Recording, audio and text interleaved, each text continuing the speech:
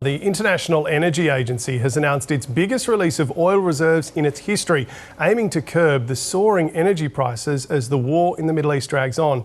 Our correspondent Bridget Rollison joins us now. Good morning, Bridget. Tell us about this latest development. Good morning, James. Well, world leaders have been racing to try to shore up the global oil supply after Iran has been attacking ships in the Strait of Hormuz, which has basically stopped about a fifth of the world's oil traffic. The International Energy Agency, which is an organisation made up of 32 countries, has voted to release 400 million barrels of oil. This is the biggest emergency release of oil we have seen in its history as it tries to calm the markets and curb those growing energy prices. This comes as 3 commercial ships near the Strait of Hormuz today have been attacked by Iran. One of those was a Thai cargo ship and 20 crew had to be rescued on board.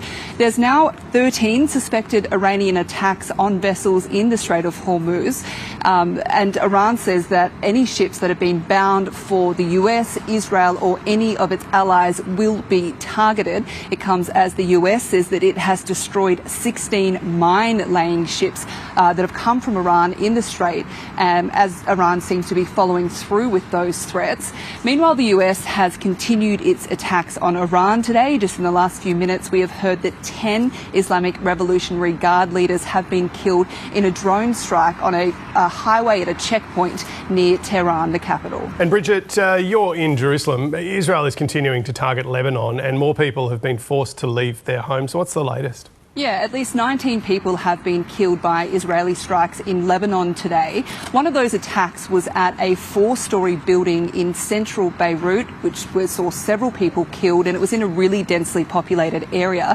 Israel says that it is continuing to attack Hezbollah infrastructure, but we have seen these attacks happen in places that are not traditional Hezbollah strongholds, in places like eastern Lebanon and also central Beirut.